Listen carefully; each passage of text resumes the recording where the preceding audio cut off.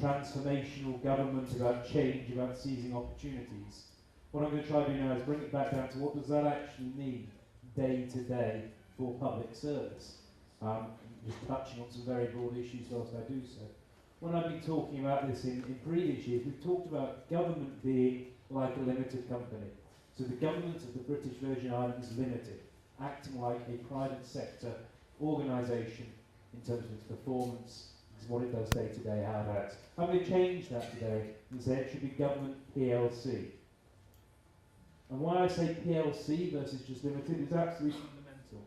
A PLC has to be transparent and it has to be accountable to the people that it's our key stakeholders, its shareholders. So for government, it's voters. But a PLC has to put out there what it is doing, what its plans are, what people are reporting on internally and externally, what it's saying. And therefore it is held to account. So I think that if government starts to think as a public service, we act like a PLC, then by putting it out there, you're saying to everybody, this is my goals, this is what we're trying to achieve, and then you're much more likely to strive towards these goals and to thrive, as the Honourable Penrose said. When we talk about accountability, we talk about transparency, that also then leads to confidence. And that's not just confidence of the general public in the public service, but absolutely crucially, it's the confidence of the people working with it.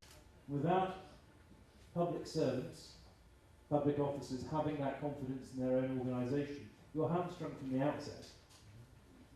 And I think that it's absolutely right, as Mrs. Smith mentioned, the HR role within government, within public service, is absolutely key. I think HR is fundamental in driving a high-performance culture.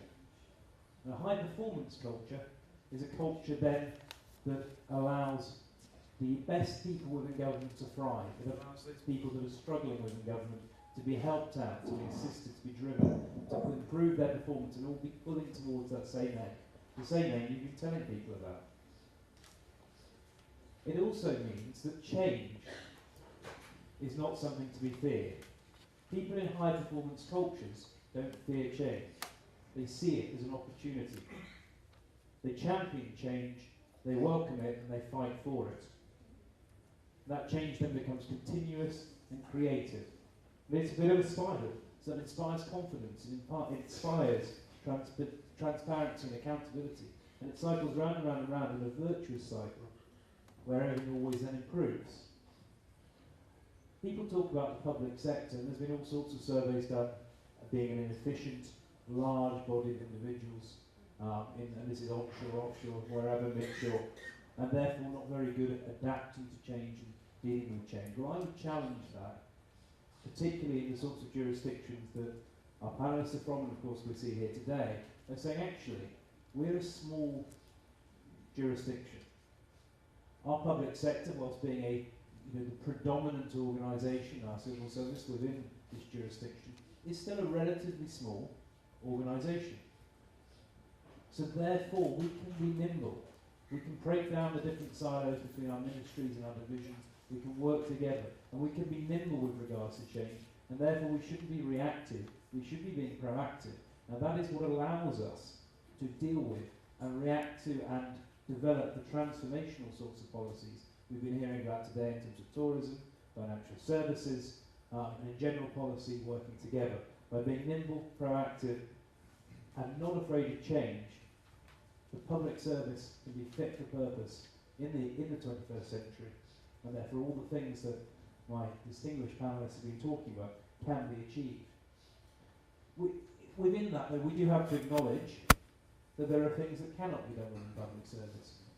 Politically and economically, and I'll come back to the economically, it's difficult to shed jobs, for example.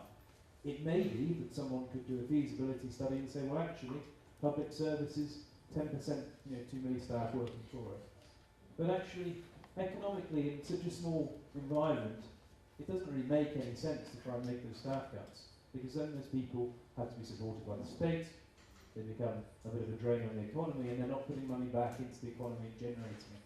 So it's arguable, and this is something we looked at a little bit when we did our work with the government here, to it's actually arguable that there is no real benefit to making redundancies, in order to streamline operations. It's much more about looking at the staff you've got, making sure they're deployed efficiently, and if they can build capacity in certain areas, retraining, reskilling, and making sure everyone's used to their maximum ability.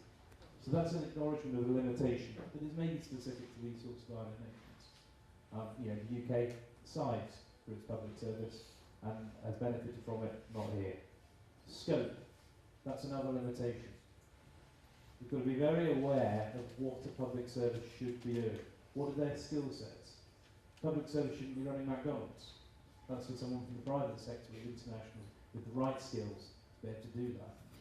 And therefore, it's about thinking what are the core things the public service needs to be doing, and driving those core things with the high performance culture, with the change management, the preparedness to be nimble.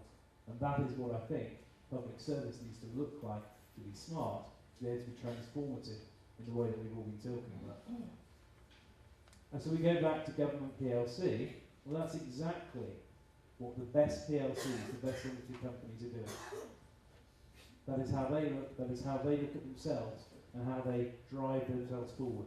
And they will sit there and say, well, we cannot do it all ourselves. We do sometimes need outside assistance.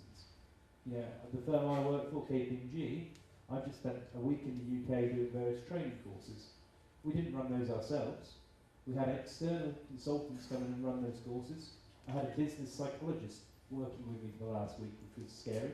But it was someone external because we recognised they've got the skill sets to bring to bear on the issues and the challenges that we face as an organisation. That's exactly what the public service needs to do and does do. But I would close on my sort of looking at it more internally by saying it is clear from the work we've done with public service here that there are people, many people within the BVI public service who are dedicated, extremely hard working, and really believe in the BVI. If everyone in public service can do all those things, then all the transformational stuff can work.